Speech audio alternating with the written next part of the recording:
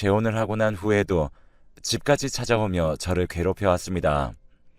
덕분에 스트레스로 탈모까지 왔다가 최근에서야 지금 남편의 끝없는 배려로 상태가 훨씬 나아졌습니다. 전 남편과 저는 대학 시절 과 동기로 만나서 8년의 연애 끝에 결혼을 했습니다. 연애를 하는 동안에는 1년에 시어머니와 시누이를 만나는 일이 5손가락에 꼽았으니 시어머니와 시누이가 저를 괴롭힐 틈도 없었으니 그저 좋은 사람인 줄 알았죠. 결혼 후에 그렇게 사람이 변해서 저를 괴롭힐 줄은 상상도 하지 못했습니다. 지금 돌이켜 생각해보면 연애 중에도 시어머니와 시누이로 대접받으려는 행동을 하긴 했었네요. 그저 제가 전 남편에게 빠져 눈치채지 못했을 뿐이죠. 예를 들면 아직 결혼도 하지 않고 대학 졸업도 하지 않았던 연애 2년 차부터 명절에는 와서 밥이라도 먹고 가라고 부르더니 그 다음에도 한 번, 두 번 부르더니 조금씩 제가 집안일을 하고 있기 시작했어요. 거기다 시어머니 생신 때는 시누이가, 시누이 생일 때는 어머님이 번갈아 연락을 하며 저를 불러서 자연스럽게 생일상을 차리고 있었죠. 그때는 그걸 왜 못 알아차렸나 싶을 정도예요. 아마 매번 저에게 가족이라는 둥, 너무 고맙다는 둥의 이야기를 늘어놓으니 저도 모르게 으쓱해져서 더 예쁨 받으려고 아둥바둥 노력을 했던 것 같네요. 전 남편은 아버님이 안 계셔서 시어머니와 시누이에게 더 잘 보여야 한다는 생각을 하기도 했던 것 같네요. 그렇게 몇 년을 연애인지 종노릇인지를 하고서는 저는 결국 전 남편과 결혼을 했습니다. 결혼을 하고 나니 더 본격적으로 저를 종처럼 부리기 시작했습니다. 시댁에서 버스 타고 10분 거리에 살고 있었는데 처음에는 저와 남편이 맞벌이를 했으니 저와 남편이 모두 출근한 동안 시누이는 굳이 저희 집에서 자기 친구들을 데리고 자기 집인 것 마냥 놀았고 온 집안을 어지르고 심지어는 저희 안방 침대에서까지 놀다가 갔는지 이불도 엉망진창이었습니다. 처음에는 집이 어질러진 것을 보고 무슨 도둑이라도 들었나 싶어 남편에게 다급히 전화를 했습니다. 그런데 전화를 받고 제 이야기를 들은 남편은 태연하게 자기 동생에게 집에서 편하게 놀다가 가라고 집 비밀번호를 알려줬다고 하는 겁니다. 기가 막히고 어이가 없어서 남편과 연애할 때부터 결혼을 할 때까지 한 번도 언성을 높인 적 없던 제가 참아왔던 것이 폭발했는지 그날 처음으로 말다툼을 했습니다. 남편은 갑자기 왜 그런 걸로 화를 내냐며 오히려 저보고 더 어이가 없다는 듯이 저를 바라보았고 화가 난 저는 그럼 당신 동생이 어지른 것도 당신이 직접 와서 치우라고 한 후 전화를 뚝 끊었습니다. 하지만 그날 남편은 야근으로 새벽이 다 되어서야 들어왔고 저도 지지 않으려 손 하나 까딱하지 않고 놔두었습니다. 온갖 부스러기가 떨어진 침대에 눕고 싶지도 않아서 소파 한켠에 앉아 저녁도 먹지 않은 채로 남편을 기다렸습니다. 늦게 들어온 남편은 제가 하나도 치우지 않고 앉아있는 꼴을 보니 화가 치솟았는지 자기도 일하다 들어와서 힘든데 이번엔 치워줄 수 있지 않냐며 화를 냈습니다. 하지만 저도 굴하지 않고 남편에게 얼른 치우고 자라며 아가씨가 얼마나 어질렀는지 두 눈으로 확인해 보라고 했습니다. 그러자 지지 않겠다는 듯이 별로 어지르지도 않았다며 눈에 보이는 것들만 대충 치워버리고선 이제 됐으니까 잠이나 자라고 하며 귀찮다는 듯 먼저 잠에 들었습니다. 저는 그날 밤 분이 차올라 잠에 들지도 못했습니다. 그리고 다음 날 남편이 시누이에게 집에 와서 함부로 어지르지 말라고 말했었는지 시어머니에게 연락이 왔습니다. 당연히 미안하다고 하실 줄 알았지만 시어머니는 오히려 저에게 화를 내셨습니다.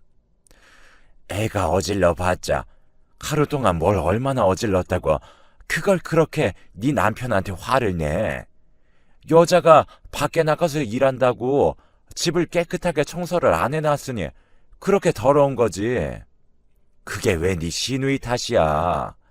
원래도 더러웠다고 하던데 너 밖에서 일한다고 유세더니? 그럴 거면 조용히 집에서 살림이나 하면서 남편 내조나 해. 그 말을 듣고 겨우 가라앉힌 화가 다시 올라오는 듯 했지만 어쩐지 입에서 말이 떨어지지 않았습니다. 예쁨 받는 며느리로 남고 싶었던 것 같아요. 참 멍청했죠. 그저 저는 거기에서 죄송하다는 말밖에 할 수 없었습니다. 그러자 그 이후로 시어머니도 시누이도 집에 들락거리기 시작했어요.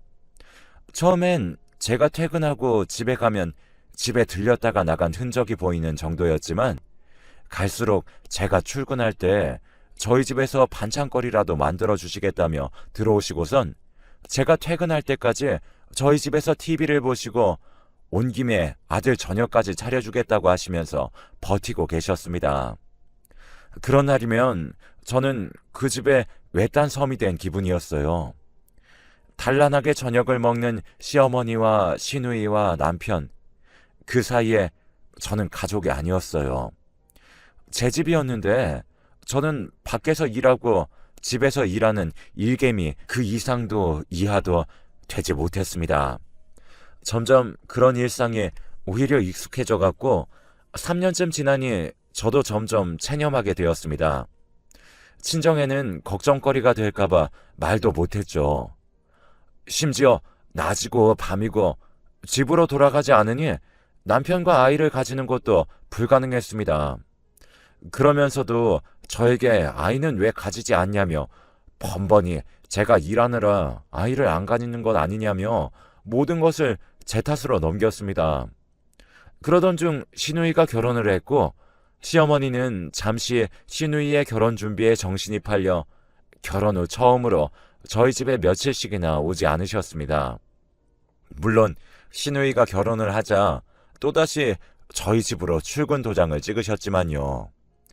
시누이도 신혼집이 가까웠기 때문에 결혼을 한 후에도 달라지는 건 없었습니다.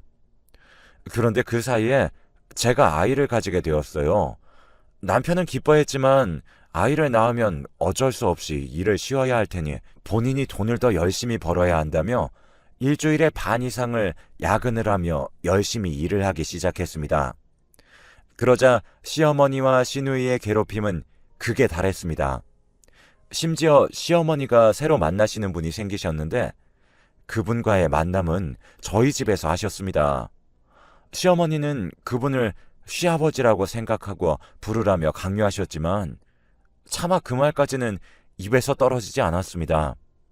거기다 그 만나는 분의 눈빛이 영 찝찝해서 남편에게 말했더니 자기 엄마가 평생을 혼자 자식을 키우다가 드디어 자기 인생을 사시겠다는데 그걸 그렇게 못마땅해 하는 거냐며 적반하장으로 저에게 화를 내는 일도 잦아졌습니다. 그 후로도 스트레스를 너무 많이 받다 보니 병원에서는 스트레스가 많아서 제 몸도 너무 약해지고 아기에게도 안 좋은 영향이 간다면서 최대한 즐거운 일만 생각하라고 했습니다. 그걸 들은 남편은 제 속도 모르고 회사가 많이 힘드냐면서 저에게 회사를 빨리 그만두고 집에서 쉬라며 걱정했습니다. 저는 괜찮다고 했지만 한 번은 회사에서 배 경련이 심하게 와서 응급실에 실려간 후로 남편은 당장 회사를 그만두라며 강하게 말해서 어쩔 수 없이 회사를 그만두고 집에서 쉬게 되었습니다. 하지만 집에 있으니 매번 시어머니는 남자를 데려오셨고 시누이는 그런 남자들에게 아버지라고 스스럼 없이 부르며 자기들끼리 단란한 가정인 양 행세하는 꼴을 보고 있으니 우습기 그지 없었습니다. 그러던 어느 날 한 번은 시어머니도 시누이도 없이 저 혼자 있는 집에 시어머니가 만나는 남자 혼자 저희 집 초인종을 눌렀습니다. 당황해서 저는 무슨 일이시냐며 문을 열어주지 않으려고 했지만 저번에 저희 집에 놔두고 간 물건이 있다고 하며 저희 집에 들어오려고 했습니다. 한참을 고민하다가 무슨 물건인지 물으니 어물쩍거리며 제대로 대답하지 못하길래 다음에 와서 찾아가라고 말한 후 돌려보냈어요. 그리고 나서도 너무 찝찝한 느낌에 시어머니에게 전화를 해 혹시 남자분이 저희 집에 어떤 걸 놔두고 가신 건지 아시냐고 물었더니 오히려 시어머니가 흥분하며 그 사람이 저희 집에 왔었던 거냐며 저에게 되물었습니다. 당황스러워 제가 무슨 일이 있으신 거냐고 묻자 그 남자가 저희 시어머니에게 좋은 사업이 있다면서 꼬여내서 돈을 받아먹고서는 홀랑 도망갔다는 겁니다. 그러면서 저에게 언제 왔었는지, 왜 문을 안 열어주었는지를 물으며 왜 문을 안 열어줬냐면서 집에 그 남자를 붙잡아뒀어야 했다며 저에게 화를 냈습니다. 기가 찬 저는 그게 무슨 소리냐며 임산부 혼자 있는 집에 그런 사람을 들여서 제가 해코지라도 당하면 어쩌시려고 그런 말씀을 하는 거냐며 처음으로 화를 냈습니다. 그렇게 결혼한 지 5년 만에 시어머니에게 대들었어요. 그런데 시어머니는 제가 대들자 뭐 그리 소중한 몸이길래 아끼냐며 그 남자가 들고 도망간 돈이 얼만지는 알고 있냐며 저를 그깟 돈 몇 푼보다 더 하찮게 여겼습니다. 저는 그동안의 스트레스가 밀려오며 전화를 하다 갑자기 오는 진통에 배를 부여잡고 신음을 하며 쓰러졌습니다. 그러자 수화기 너머의 어머니는 지금 조금 안 좋은 소리 들었다고 아픈 척하는 거냐며 씨알도 안 먹히니 끊으라고 하시고선 전화를 뚝 끊었습니다. 그 후로 제가 무슨 정신으로 119에 전화를 했는지 기억도 잘 나지 않지만 정신을 차리니 저는 병원이었고 아이는 이미 유산되어 품에 한번 안아보지도 못하고 그렇게 떠나보내야 했습니다. 남편은 그런 저에게 괜찮냐며 위로해 주었지만 도저히 위로가 되질 않았습니다. 그 이후로 2달을 넘게 멍한 상태로 떠난 아이를 생각하며 울다가 지쳐 잠들고 또 다시 깨어나면 울기를 반복했습니다. 처음에는 남편도 그런 저를 위로하며 미안하다고 사과를 했었지만 1달이 지나고 2달이 지나자 남편은 자기도 지친다며 왜 그렇게 유난이냐면서 저를 탓하기 시작했어요. 그 말을 듣자 조금 정신이 차려지더군요. 남편이 회사에 간 동안 저는 집안의 제 물건들을 챙겨 나와 친정으로 갔습니다. 집에는 이혼 서류를 두고요. 퇴근한 남편은 제가 적어놓은 서류를 발견하고 저에게 전화하고 제가 전화를 받지 않자 친정까지 찾아왔지만 이미 제 이야기를 듣고 화가 머리끝까지 치솟으신 아버지는 무릎 꿇은 남편에게 차라리 나가 죽으라며 다시는 내 딸을 그런 불구덩이 속으로 집어넣을 생각은 추호도 없다면서 남편을 내쫓았습니다. 그렇게 구질구질하던 제 첫 번째 결혼 생활은 막을 내렸습니다. 그 후로 다시 저는 회사를 다니며 평화롭게 살 수 있을 것 같았습니다.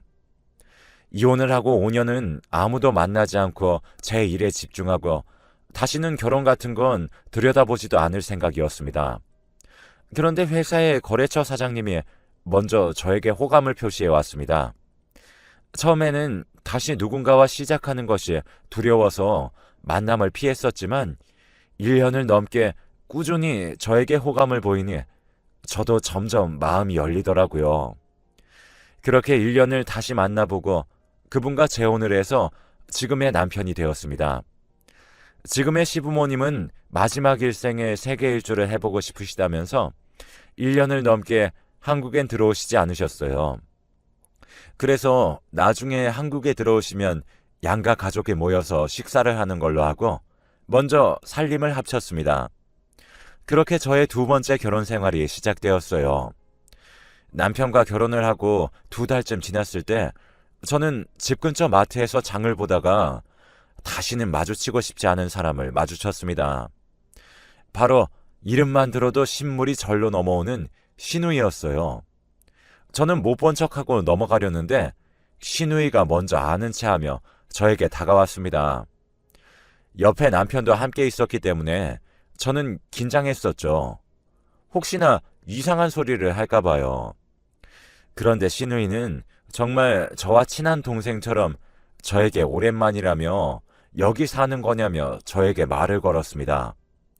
누구냐며 물어오는 남편에게 어떻게 대답을 해야 할까 고민하는 저의 대답을 가로채고 시누이가 먼저 예전에 친하게 지내던 동생이라며 자신을 소개했습니다. 그러자 남편은 그러시냐며 친한 동생이 있다는 말을 못 들었다며 언제 한번 집으로 놀러 오라며 집이 어딘지 술술 말해 주었습니다. 그러자 시누이는 싱긋 웃어 보이며 조만간 자기 어머니와 함께 놀러 가겠다고 했습니다. 제가 자기 어머니와도 엄청 친했던 사이라면서요. 순간 시누이의 눈을 마주치자 소름이 오소소 돋아났습니다. 그런 제 속도 모르고 남편은 시누이와 이야기를 나눴어요. 그리고 그날 이후 저의 악몽 같은 일상은 다시 시작되었습니다. 마주친 다음 날부터 저희 집으로 들어가는 길목에서 그 악마 같은 두 사람을 보았습니다. 시어머니였던 사람은 오랜만이라며 그동안 잘 지냈냐며 뻔뻔스럽게 다가왔습니다. 저는 무시하고 집으로 피해서 들어가려고 했지만 집 바로 앞까지 졸졸 쫓아오는 두 사람을 떨쳐낼 힘이 저에게는 없었습니다. 이제 그만하고 돌아가라고 몇 번을 말했지만 아랑곳 않고 따라오다가 결국엔 남편과 마주쳤습니다. 차마 남편에게 전 남편의 어머니와 동생이라고 티낼 수는 없는 노릇이니 두 사람이 저에게 친근한 척하는 것을 두고 볼 수밖에 없었죠. 그러자 남편은 여기까지 온 김에 저녁 식사라도 하고 가시는 게 어떠냐고 권유했고 두 사람은 좋아라 하며 저희 집안까지 들어왔습니다. 10년 전으로 돌아간 것 같은 느낌에 벌써부터 머리가 지끈지끈해져 갔습니다. 그날은 다행히 아무 일 없이 식사가 끝났지만 그 다음 날도 그 다다음 날도 두 사람은 저희 집을 찾아왔습니다. 문을 열어주지 않으려고 했지만 문을 열지 않으면 문 앞에서 소리를 고래고래 지르면서 문을 열어달라고 하며 이웃집까지 다 들리도록 난동을 부려댔기 때문에 그만 가라고 문을 잠시 열면 그 사이를 비집고 들어와 저희 집안을 차지했습니다. 남편에게 이 모든 사실을 털어놓을까 했지만 두 사람은 어디 말해보라며 자기네들은 상관없다며 아이를 유산한 것도 다 이야기해 줄 수 있다며 오히려 저를 협박하듯이 이야기했어요. 한 달이 지나고 두 달쯤 되자 너무 지쳐버린 저는 남편에게 여행을 가자고 했습니다. 여행을 가서 다 밝힐 요량으로요. 그런데 어찌된 일인지 여행을 간 곳에도 두 사람이 떡하니 있었습니다. 우연인지 아닌지 헷갈려하는 중에 두 사람이 저와 눈을 마주치자마자 달려와 인사하는 것을 보고 우연은 아니라는 직감이 들었죠. 그래서 여행을 하면서 남편에게 모두 털어놓았습니다. 남편은 제 이야기를 듣고 놀라면서 그런 일이 있었냐며 미안하다고 했습니다. 남편에게 밝히고 나니 오히려 다 후련하더라고요. 그런데 남편도 저도 어떻게 저희 여행까지 따라온 건지 의심할 수밖에 없었어요. 그래서 여행이 끝나는 대로 저희는 흥신소에 두 사람이 하는 일거수일투족을 다 감시해서 어떤 짓을 하고 있는지 알아달라고 의뢰했습니다. 한 일주일쯤 지나니 흥신소에서 먼저 연락이 왔습니다. 얼른 집에서 나오라고요.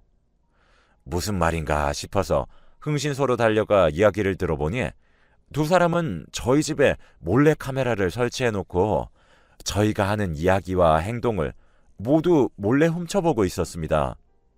그러면서 두 사람의 차 블랙박스에 녹음된 것들을 들어보니 정말 악마도 이런 악마가 없구나 싶었습니다. 지난번에 사기를 당한 후 잃은 돈이 저 때문이라고 생각하면서 저희 남편이 돈이 많아 보이니 저희 집까지 와서 조금씩 비싼 보석류를 훔쳐가고 있었던 겁니다. 자기들이 저 때문에 돈을 잃었으니 이건 정당한 일이라고 하면서요.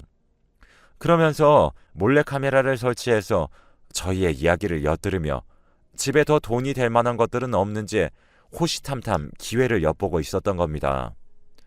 그리고 여행을 가자는 말에 저희가 진짜로 그 여행을 갔는지 직접 와서 두 눈으로 확인하고 자기들은 먼저 저희 집으로 와서 저희 집을 뒤진 거죠. 다행히 무언가를 훔쳐가는 건 실패하였지만 그동안 저희의 일상이 감시당했다니 분노가 끌어올랐습니다. 저는 당장 전 남편에게 전화를 걸어 뭐 하는 짓이냐고 고소할 거라고 욕을 마구 했습니다. 제 전화를 받은 전 남편은 처음에는 무슨 소리냐며 어안이 벙벙한 채로 듣다가 미안하다고 사과하며 두 사람이 그동안 훔쳐간 건 모두 배상할 테니 신고만은 하지 말아달라고 했습니다. 하지만 그동안 당한 것들을 생각하면 어림도 없는 이야기였죠. 전 남편에게는 무조건 고소할 거라며 각오하고 있으라고 하고 그 후로 바로 고소를 준비했습니다.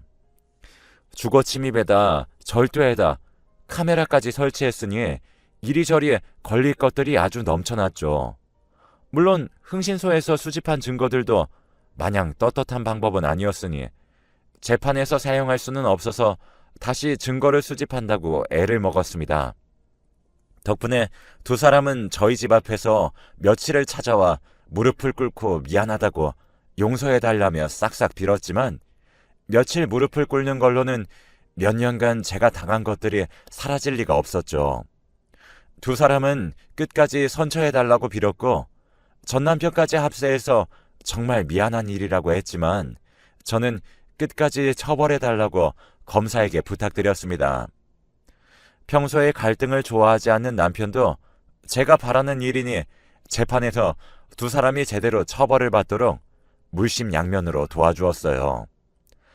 그렇게 긴 재판 끝에 두 사람은 다 합쳐서 고작 2년밖에 되지 않지만 징역형을 받았습니다.